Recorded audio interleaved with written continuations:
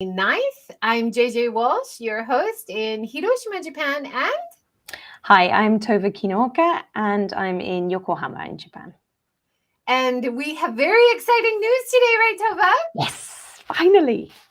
Finally, we have been talking since last year about doing this collaborative event together to empower women, but to also talk about innovation and inspiration and sustainability, especially by women leaders and women entrepreneurs and women in business. And we had originally planned for it to happen in March.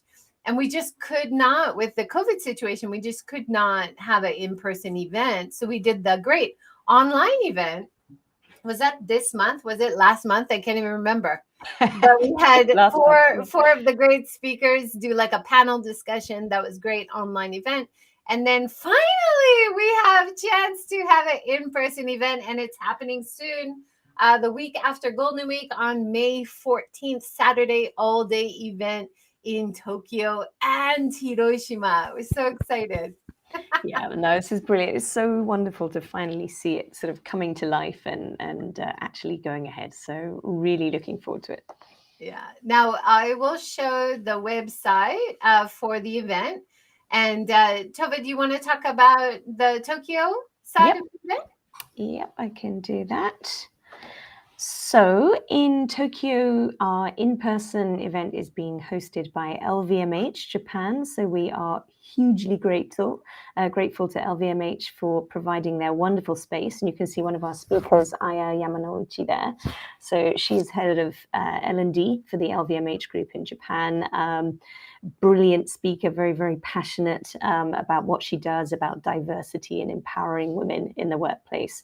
And LVMH as well has done is doing a lot on environmental sustainability as well. So really happy to be working with them as hosts. We've got a wonderful lineup of speakers, as you can see there, really diverse groups. So I'm really looking forward to hearing all the different perspectives, not only from different cultural perspectives from where they're from, but also the type of work they're doing. So we've got people working in sort of grassroots NPOs. We've got people working with big multinational corporates. We've got entrepreneurs. So it's a really diverse group in that sense as well. We're going to be doing in the morning panel discussions, keynote from Angela Ortiz-Betas on making an impact. And that's something she knows an awful lot about, which is brilliant. And then we're going to be looking at sustainability successes and challenges in Japan. So what's working well so far? What is Japan doing well? What are people, individuals, organizations doing well? But also, what are the challenges that we still really need to be tackling and digging into?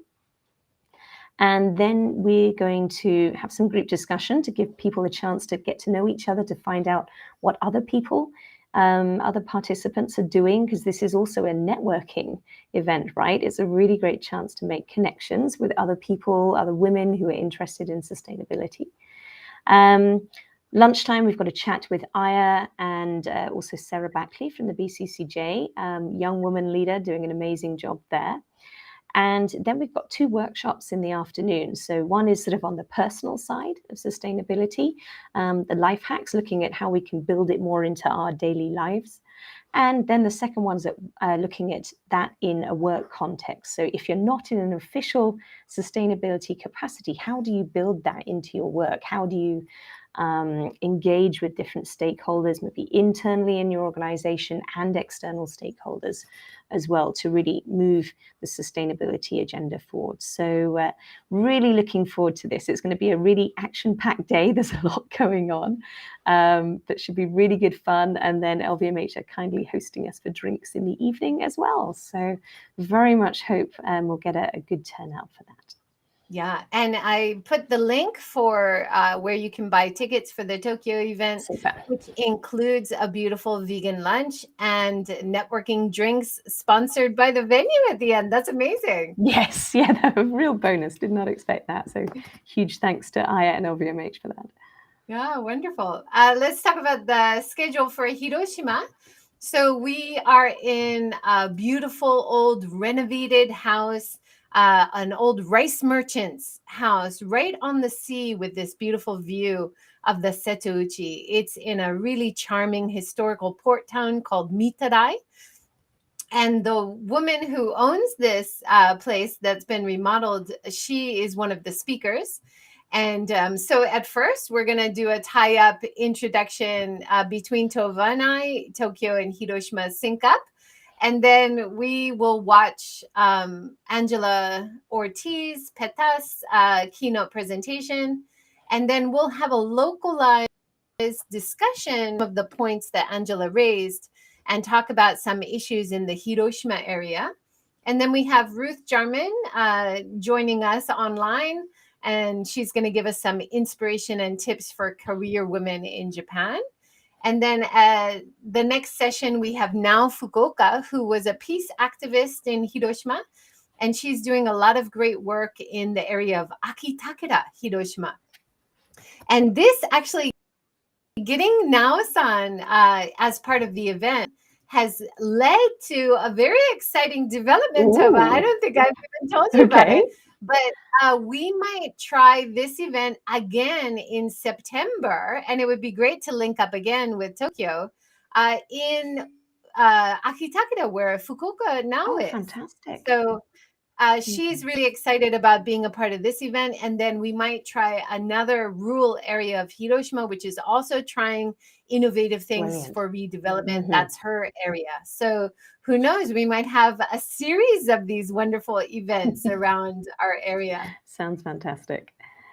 And we have tea time. And before tea time, Yoko Iwamoto, who runs this place and remodeled this old beautiful building from Hiroshima University, will be talking about her research with aerosols on the ocean and climate change, some of the changes she sees over time.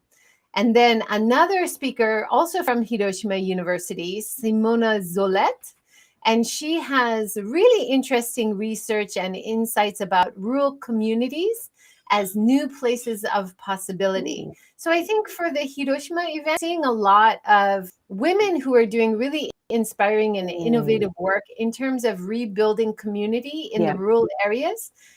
There's a lot of innovation happening and support of community from a lot of the women who are speaking. That's really good to see. Yeah. And then at the end, we have the group Graffiti's board. So very similar to the Tokyo sum up at the end. Before that, right after lunch, we're going to do some DIY plastering with Yoko because she's doing remodeling. She's becoming quite good at plastering. And I think this is one of the things that it's really nice to know how to do if you're trying to fix up your house in a natural way. So she's going to run us through that a little bit. And sorry, I forgot. Right after lunch, we have a walking tour of Mitarai. So I'm confirming the guide and speaker today. But we're really excited to walk around this historical town, which has so many connections to gender imbalance of the past, as well as it was such a rich historical town. It had a lot of money coming in as an entertainment district. So the houses themselves are really beautiful and very ornate. So there's a lot of things that I think the guide will be able to highlight for us. So yeah, very exciting. Yes. Yeah. No, can't wait. Can't wait, really. I mean, it's been a lot of work getting this up and moving.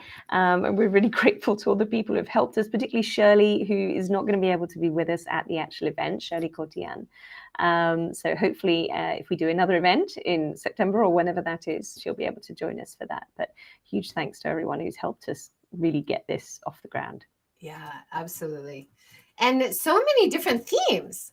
Right. We have like a lot of the speakers on the Tokyo side. It seems to me maybe more career focused for business. And then on the Hiroshima side, we have a lot of like sustainable tourism, community development. But it'll be great for anyone, even if you buy a ticket online.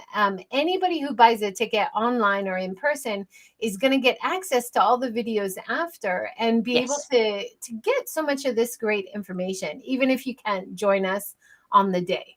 Absolutely, yeah. And also just sort of on that point to make it more accessible. So in Tokyo, a lot of the panel discussions and presentations will be in English, but they will be recorded. So afterwards, we'll be adding Japanese subtitles to them. So if anyone's not confident that they're going to understand everything there, you can watch it afterwards with the Japanese subtitles. But for all the workshops and the breakout discussions, those can be bilingual. People can discuss in whatever language they want to, English, Japanese, or other.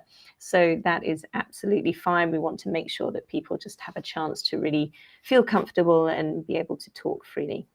Yeah. And in the Hiroshima event, it looks like we're going to have a lot of Japanese speakers who can also speak English. So it'll be interesting to see how it works. But we might have a back and forth discussion in Japanese and English during the event. If it's mostly in Japanese and mostly Japanese people attending, we might do subtitles after. But this is the first time we're trying this exciting collaboration. So we'll see how it works. Yeah. And we'll really try to add lots of value, even if you are just joining us online. And for the online ticket sales, all of the profits from the online ticket sales part, from the Hiroshima ticket sales for online or the Tokyo ticket sales for online, is going to be donated to Second Harvest. Yeah. No, so we're really happy with that choice. That's do you want they do a to lot talk of great about work. Second Harvest a little bit? Well, so Second Harvest is started by Charles McGilton, I believe, and they've been going for quite some time, an NPO in Tokyo, and they work with local restaurants and businesses, shops, etc., to take on food that is going to be wasted, thrown away at the end of its shelf life, or at the end of the day, stuff that hasn't been sold, and they can provide that to people who really need it. So people who are struggling to put food on the table for themselves, for their families, and that's often a lot of single mothers, I believe, so who live pretty close to the wire in Japan in terms of being able to afford decent food. So they do fantastic work there, and of course it helps with the food loss issue as well, which is massive here in Japan, as it is in many places. So that it's really helping a lot of overcome a lot of issues. So we think that'd be a great cause to give the profits to. Yeah, definitely. Now, Tove, you went to an interesting event run by HeyGo Initiative Alana Bonzi, who is also involved with the event, right? Yes, yeah, very much so. So it was on Earth Day last week, and it was an event called Forest Walk. So the link, I think I've just popped in the chat. If you could share that, JJ, that'd be great. Sure. So HeyGo do a lot of events, initiatives, projects related to getting people involved with usually ocean conservation. This was more on forests, but it was looking at really the issue of mental health, actually, and how I'm sure many people have heard of forest bathing, Shinrin-yoku in Japan. But it's taking that a step further and looking at forest therapy.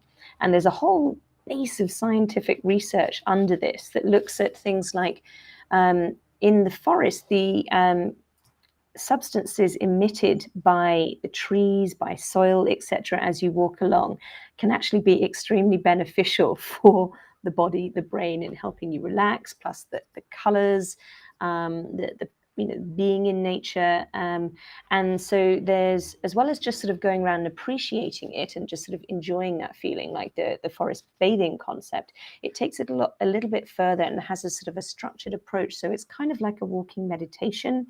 The guide, as they call them, the people who are sort of trained in this methodology, and Elena Eckelman is based not so far away from you, I believe, JJ. Yeah, I've interviewed her. She's in Wakayama. Right, that's right. So, I mean, she's trained in this methodology, and it's really interesting to look at how that can be sort of built into, example, leadership programs, or for companies where people are getting very stressed and feeling disconnected, to get people out and sort of go through this process and look at how that can benefit their well-being, and then they can bring that back into the workplace as well. So it was a really interesting event. Wow, looks amazing. Yeah, I think we need to get back in touch with nature, and that connects to some exciting event that I went to last week. Yes, very much, right? The Minka Summit was amazing. And it was so exciting for me because it was a chance to finally meet in person a lot of my heroes who I have interviewed in the series. So here we see Asby Brown, who I've interviewed so many times. He has so many wonderful insights, and to be able to listen to his speech in person was so fun. And then Wendy Bigler, who was one of the organizers, she was like many of the organizers, they're all volunteers. They were doing such a great job setting everything up. Here's Dorothy Takasu, who I interviewed, who runs a Zen retreat center in Nagano. And she was selling and demonstrating how to make beautiful washi paper lamps, which she uses in her meditation center. And then, of course, the amazing Alex Kerr was the keynote speaker. And he did a great keynote about how he really thinks the idea of protecting old things is linked to the folk craft kind of appreciation movement of Minge, Hamada Shoji, and Bernard Leach, and Yanagi Soetsu back in the early 1900s. Wow. So unfortunately, it wasn't as popular as it could have been, and we would have been at a much better place for Minka preservation now. But that whole idea that old things have value to be reused. And here's Alex Kerr here in front of a picture of his original house that he bought as a teenager, Chiori, and that was his first remodel. And I had the pleasure of going and staying there for my birthday this year. It's such a special place. So I really think Alex, in particular, he's done so much work in writing as well as renovation projects around Japan to show that not only international visitors, but domestic visitors love to stay at these old places as long as they're comfortable. They like the traditional aesthetic as long as there is also nice baths and Western toilets and, you know. Exactly. Yeah. Sort of it's the best of the old and the new, right? Yeah, absolutely. And so part of the Minka Summit, we had a chance to visit some renovated old Minka in the area around where the event was. This was one of our favorites. It was a beautiful old Minka house that had been completely renovated.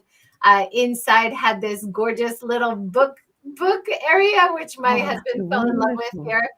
And my kids would have loved climbing around here as well. But this house was renovated before she bought it by a really talented renovation company. And she got it for 10 million. Wow. Which is so reasonable, right? Yes. And one of the really nice, innovative things I thought for this house was adding more natural light. For these old Minka, because they're inside the metal frame is thatch, like traditional thatch. And so it can be really dark, very little light. So the renovation group added this skylight, and then the floor added light to the downstairs. And I just thought that was such a beautiful idea. I think I have a picture from it downstairs. I can't find it. Oh, there it is. So you can see how it just adds so much beautiful natural light. So even using old buildings in innovative and creative ways to make it more comfortable to live in. In this house in particular, loads of people who were at the event, there were like 300 people who went to this event in the middle of nowhere, Kyoto. Like, it's a beautiful area, but it took like 90 minutes to drive there from Kyoto. It's technically Kyoto City, but it's very rural Kyoto. It was a beautiful location. But so many people who went to this house are like, that's what I want. I want a house that's been renovated already at a really good price, but this is rare and far between. A lot of the places are very run down.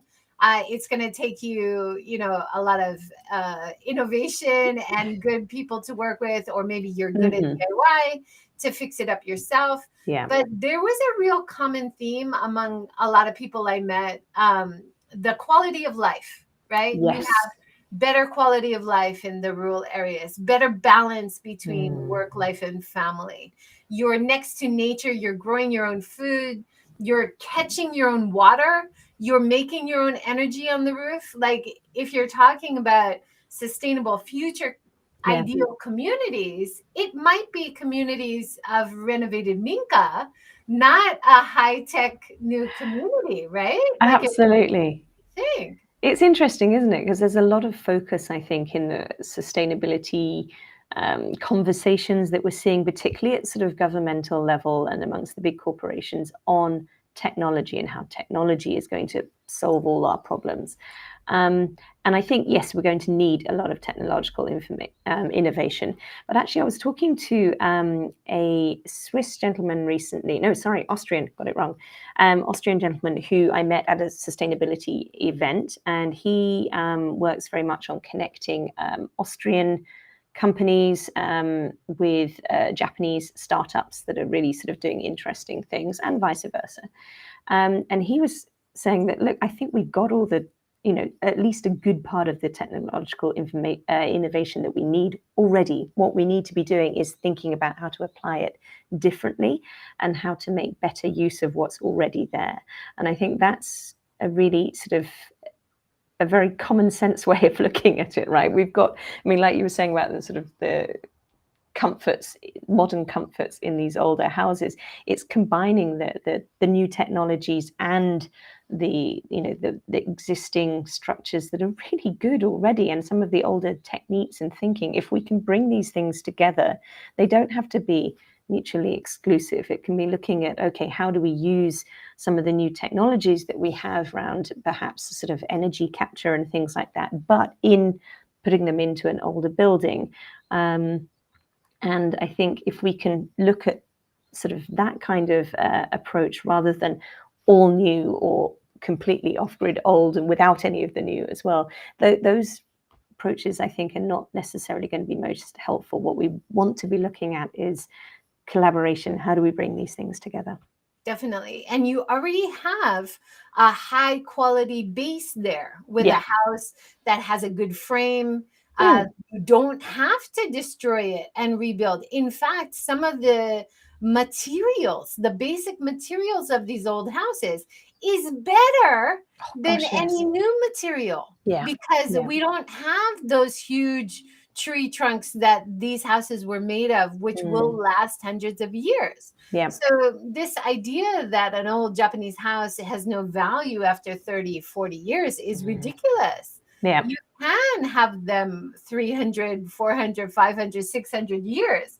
One of the other people I met at the conference is Shelley Clark, and she recently renovated 10 houses in an area, a beautiful village in Shizuoka, which is like a nice all together 10 buildings, 600 years old, and she's renovating it, and it's beautiful, and she's making a guest house and a tea house, and she's building in one of the old kura storage houses, she's going to make a bath. Right, yes, I think I remember you saying that. Really wonderful idea.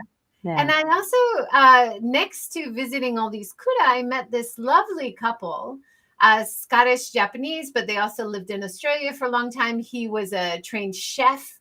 Now they're running this beautiful lodge called the Highland Inn, which was right in the same area, the Hanase Highland Inn. And it was such a beautiful old building, which they had remodeled.